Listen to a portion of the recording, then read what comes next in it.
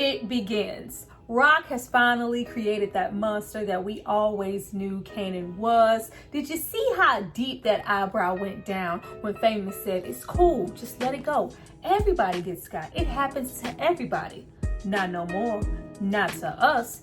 Ain't no going back now.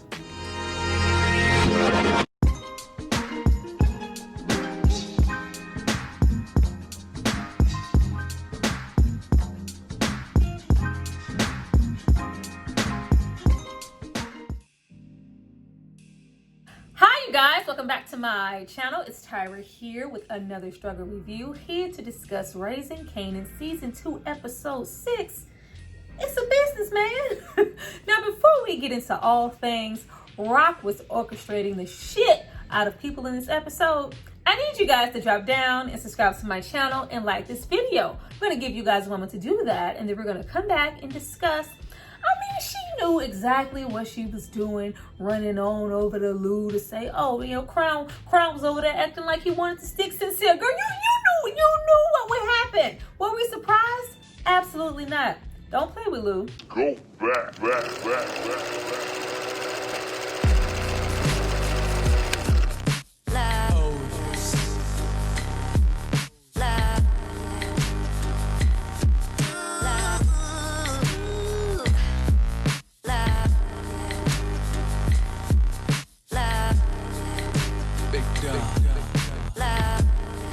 You guys have hopefully subscribed to see more of me. Let's get into this episode. Now, my extra hip-hop head ass was vibing as soon as the episode came on, not taking my notes, not paying attention, just because they took me all the way back to that Tupacalypse Now underrated album with my homies called "No Matter How Low You Go, You're Not Lonely." And I hear that you made a few enemies, but when you need a friend, you can depend on me. Call me when you need my assistance. There be no resistance. Hey, I'll be there in an instance. Oh, I was fucking it up. I was having a good ass time. Unlike Rock, who can never have a good time because she is never satisfied with a damn thing. I absolutely hated everything about the way Rock moved in this episode, as if it's not her fault that all these things are occurring. After the situation with the Italians at the Catskills, Rock has to regroup, re-up with the crew. We are still not backing down, especially now. It will show weakness, and it means that there will be open season for anybody to try us. But it's getting so bad now with how hungry and relentless she is to pursue the Italians, the New Jersey situation,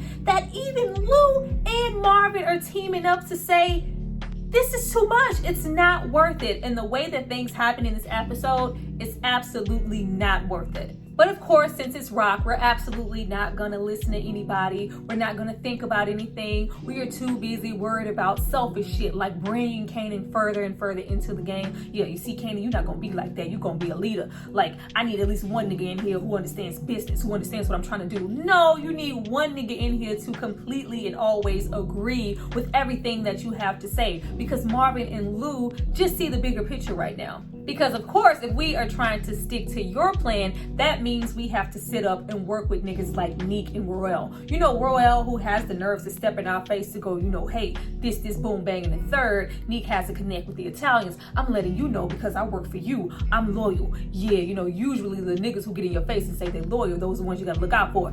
Of course, and we know this as well as you, so why are we even making an effort to mix business with them? I mean, what is exactly happening here, Rock? What are you trying to do? Make it make sense for the people in the back. We all pretty much knew that this was a setup orchestrated by Neek and Royale, you know, the whole hit, Robin, you know, the short yellow school bus. This is Neek trying to weasel and get his way back in. She definitely doesn't trust Neek, and she does not trust Royale. She knows and sees the bigger picture, but yet you're still trying to work with them just so you can work and sell and distribute in New Jersey? What? It's definitely not worth it. Not only do you have to go crawling back to Neek to save you, you have to bring him in on your business because he's the only one supposedly these Italians trust. He's orchestrating and setting up meetings. He's very comfortable talking shit, always gonna move how he wants to move, putting his feet up, has that connection with the Italians, with Royale. Instead of the first offer, where you had complete control over your business still, you were going to be able to distribute in New Jersey, yet you had to, pay the toll, kick the Italians down a little some, share the love, give a little money. The offer you ripped up and threw in the face. But now, not only do we still have to partially honor that offer, but now we have to work with Neek and look over our shoulder for somebody who will be definitely waiting for an opportunity to take us the fuck out. It's giving dumb. It's giving mad dumb.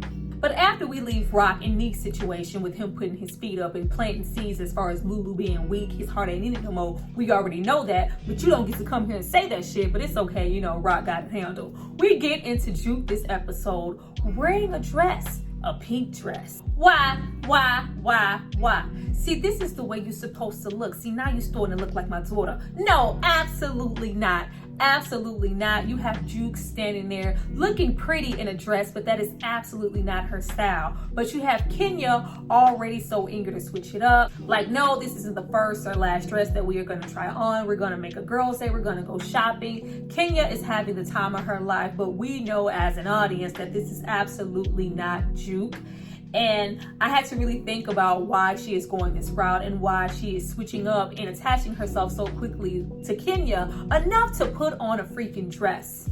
Juke is so lost and so lonely, so whatever she has to do to fulfill that space for somebody to, care for her, love her, spend time with her. I love that conversation we got later with Rock. She went looking for Kenya because of what you weren't giving, and that's exactly what we are seeing. Like, me being me, look at where that's gotten me. Like, I love when we had the little snatch and run ass crew roll up, like, who the fuck is Laverne? Like, oh, you paying for shit now? Like, hold up, say less when you're in public on the street. Like, who knew Laverne was fine? Like, what's good? I'll check you later. Like, what's waiting back home for me outside of me spending time and being with Kenya? I think I will, go and have some lunch. What am I going to do? Go spend time with Marvin? I am close with Rock. I'm living in her house, but I'm not her actual daughter.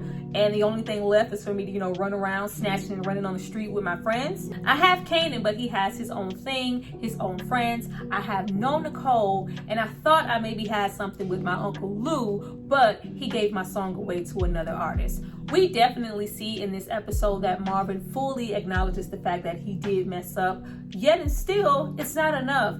She still does not want anything to do with him, won't even have a genuine conversation with him, and he's just feeling really upset at the fact that Kenya is even around. Like, what the hell? I knew he was going to be pissed, so I wasn't surprised, but he visits her at the end of the episode like, why are you here? What are you doing? You left, you didn't give a damn, just stay gone. Like, whatever I am right now at this moment, I messed up at this moment, but prior to that, I am to understand between him and Rock, he was taking care of Juke by himself, so be gone and stay gone. He is not here for it. And I love that, she is giving something to Juke, but if you can't accept Juke for who she really is and all of that, extra pushback for her to put on a dress, and I'm sure we ain't even get to the point that she's gay, what is gonna happen then? We're gonna wind up with a jaded Juke with a mother who couldn't accept her because not only is she dressing like a boy, but she's gay. So now we don't have a Marvin or a Kenya. This is how we got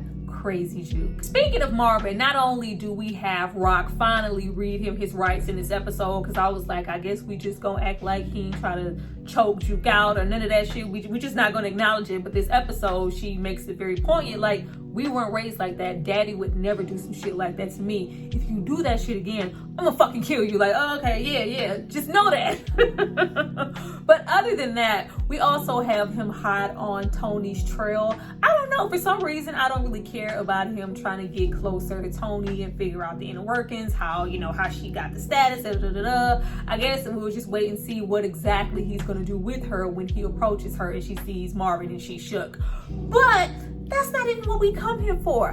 All of us at this point are here for Marvin and the goddamn therapist over there getting all hot and bothered. Like, look at Marvin using all the skills I taught. He's standing up, talking in therapy, talking about redirecting that anger and using all of his breathing techniques and trying to be a better person. And sometimes this doesn't work. Like, yes, the therapist was over there getting kind of tight. Like, look at him. Like, I might have to call you. It is gonna be some type of ultimate screw whenever they decide to fuck in the episode, because I feel like the tension has been building up. When Marvin ass stands up and goes, because I'm openly attractive. I'm an openly attractive nigga. I mean, I'm a openly aggressive ass nigga. Like, now you had it right the first time. The therapist feels like you're very attractive. Now, after we leave shit I don't care about, like Cartier bitch slapping somebody, like, he just gives off the most unauthentic, just non-genuine, like some fake persona ass energy to me. Even though I think this is really how he's rocking. We have Rock constantly soaking up information, you know, about how to legitimize herself and, you know, the moves that he's making. You know, it's bigger than New Jersey, it's bigger than this. I'm a one-man band, you know, DC, you can expand, you can do this. Like, he's just so full of knowledge. And he seems to do all of these things by himself. And she's just thinking, yes, this is what I need to become, because I'm sick of the shit that I have to go through with these minions, or even my brothers, or even Kanan. If I can figure out how to move in this way, it'll be good. Let me, you know, attach myself to him. Like, I'm kind of liking this, but I don't know. He does absolutely nothing for me. It's kind of laughable. But the main shit we got this episode was Kanan. Like, Kanan is supposed to be learning the ropes yet again. He is trying to be put on. He's starting from the bottom as, you know, the brown paper bag ass boy. He is supposed to make a delivery with Famous. A nigga named Freddie just rolls up, takes Famous's fake ass chain along with the money that Kanan just got to make the drop. Like, this kid can never catch a break. For a minute there, how they just magically rolled up, I'm like, is this a setup, you know, to test him, to see how he's moving from Rock? Like, what's really going on here? Because I swear they just rolled up and came out of nowhere. But when we saw that switch up happen in Kanan to where this is no longer, oh, this is just some street shit, I'm just a kid, oh man, they took the money, they took your chain, what are we gonna do now? It's just like, absolutely not. After hanging out with Rock all his goddamn life, it is finally kicking in to what this really is. I cannot let this shit fly. We're going to get the money back. And boy, when he goes to get the money back, I love how we go to Famous's spot and it's just like, yeah, man, like, I don't got no bats. I ain't, you know, that kind of like Puerto Rican. Like, I don't have anything. Oh, but Kanan knew exactly where to go to get it. You know, when we walked across the way down the hall on over to Keisha and Miss Parker's house, that woman, that older woman, we already know how Kanan feels about older women. We've heard him speak about older women in episodes of Power. This was probably that older woman that he was referring to. She had already sized him up and probably figured out what he was about from the time that he opened the door and, you know, can your daughter come in? No, she don't give a damn about that. She is the one trying to come in. She sees that he's on the come up. He's probably about to be something. He's about to make some moves. Let me attach myself to this young man. I know what you're looking for. Here's this gun so you can get down the way you need to get down. Like, oh, really? You want Kanan to clap them cheeks? Oh, it is changing. Like, no, Kanan, no. But when we have him roll up, you know, on Freddie, and it's like, oh, it's on-site shit, like, it's just like, oh, no, you know, we really see right away that Famous wants no parts of any of this. He's very content just being, you know, the local teenager running around, trying to rap, you know, smoking weed. I am not about that life. I don't want to be on some street shit. So it's like, you know what? We got the money, Kanan. Let's walk away. Child, when he cocked back one good time and like, oh, damn. Beat the shit out of Freddie. And then we got that ruthless, like, I can't stop. I need to keep going. I need you to feel it. Don't you ever fucking roll up on me again. That Kanan Stark that we know, like, just pow, pow, just going. Like, if old dude wouldn't have rolled up at the door, like, what was going to happen? Like, it is starting, the change is happening, and it just goes to show just how well the show is written, because we know who Kanan is, but just to see that switch up happen, it's like, no, we want you to go to school, bruh. If you want to be somebody, if you want to go somewhere, you gotta wake up. We want you to go to school, bro.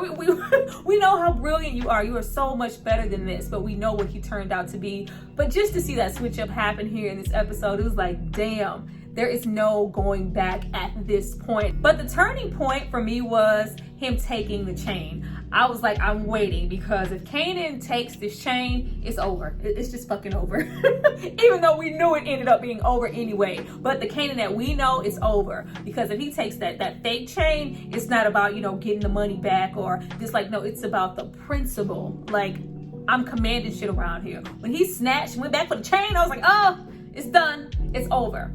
When we have them running and Famous gets caught with the money and all of that other good stuff, and we have Kanan not able to share, like, he wants so badly not to look weak, not to let her down, not to let her know, you know, I messed up, that he wants to say Famous is in jail, but not, you know, share that the money is in there with him and it's completely gone, like Marvin said. Like, really, little nigga, you thought you was gonna go and get famous out and we were gonna get the money out? That shit is gone. Like, you need to tell your mom. But outside of the fact that she was just like, you know what, forget it. Like, that's not my kid. Whatever he's into, that's him. I'm not rushing and breaking my neck to get him out.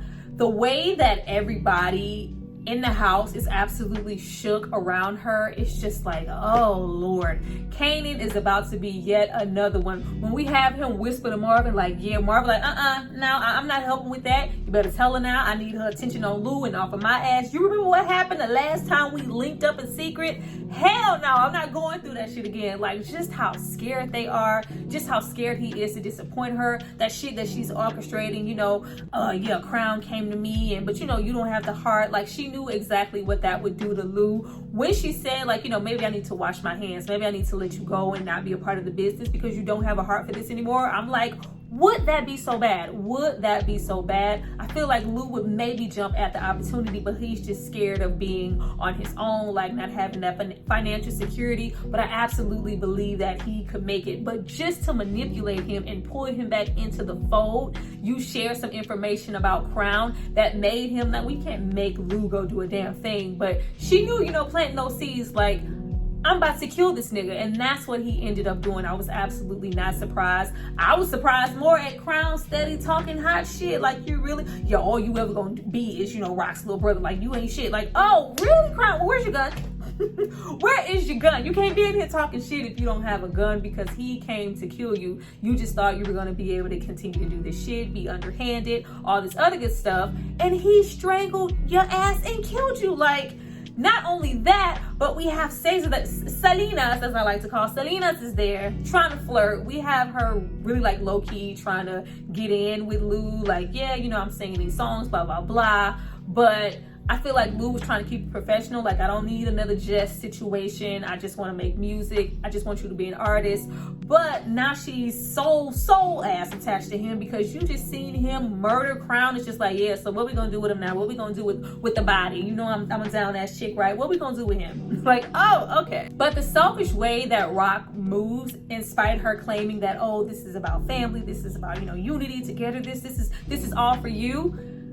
It's not that, and everybody recognizes that, which is why when you didn't come through and like, oh, let's get famous out, Kanan felt like not only he couldn't share that the money was gone, but that he needed to go to Malcolm. I already knew right away in the cafe that Malcolm was waiting on Kanan, at which he was stood up. But let's just go ahead and paint it on a fucking billboard for Shannon that this is your son. Like, Shannon's whole storyline is just getting on my goddamn nerves. She going through files, backtracking, old undercover cases. Like, she is so dedicated. It's fucking candles, wine, and coochie in here, but you still had time to sit and talk about Malcolm. Like, she's absolutely engulfed in this case. And you and Kanan just gave her all the ammunition she would ever need by being here. You handing letters, y'all having full-blown conversations in front of the damn precinct. Like, you even got the crackhead that, you know, was looking for his fix, looking like, you know, what's going on there. I see Rock's son talking to a detective. A poor scenario, an excuse for something to go down. Now we also have, you know, the little storyline with Famous. It had cut me deep when Famous was in jail, and he was like, yeah, you know, the streets need a body. He was like, yeah, you know, that's me. Like, yeah, nigga, that shit's trash. Like, oh, why y'all have to hurt his feelings like that? Even you have Malcolm, like, you know he's a clown, but you see just how much he rides for Famous in this episode. I was really trying to see if Famous was going to, you know, jump to be in the whole game or, you know, the situation with Kanan, but we see that he doesn't want to do that. Like, I just want to know what route he is going. Like, just don't put Famous on his stuff. Just don't, because I had a feeling y'all was going to do that, but he looked completely sunken when Lil Baby said, yeah, streets need about, yeah, nobody want to hear that shit. It's trash. Like, oh, damn, leave Famous alone. He ain't never hurt nobody. But the show is continuing to get really, really good. Can't wait to see next episode. Well, you guys, that was my review for Raising Kanan episode 6. I hope you enjoyed it. Please drop down and tell me what you think is coming next and what's going to happen in the up and coming episode, because man, like, a lot of stuff is really, you know, predictable at times, and then sometimes it's just like, whoa, I didn't expect that, and then other times it's just like, well, goddamn, y'all just really gonna talk in front of the precinct like that? Oh, okay, that's what we doing. All right, but I look forward to reading you guys' comments. Thank you so much for watching this video. Be sure to comment and like, because y'all just be sliding by that like button like y'all don't like me. You like me. I'll see you guys next time. Bye.